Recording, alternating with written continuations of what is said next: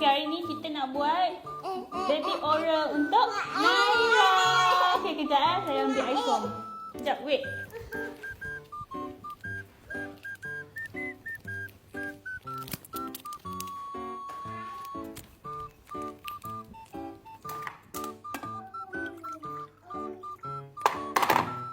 Jangan, Naira, cepat.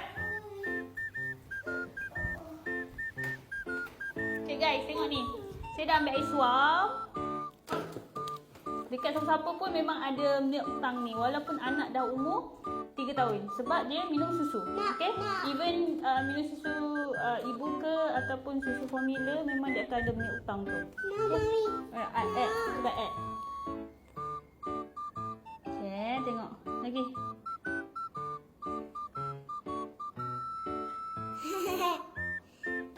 Lagi pandai. Okay, kalau nak tahu bersih ke tak, nampak dia punya sini dia akan bersih. Lagi. Pandai.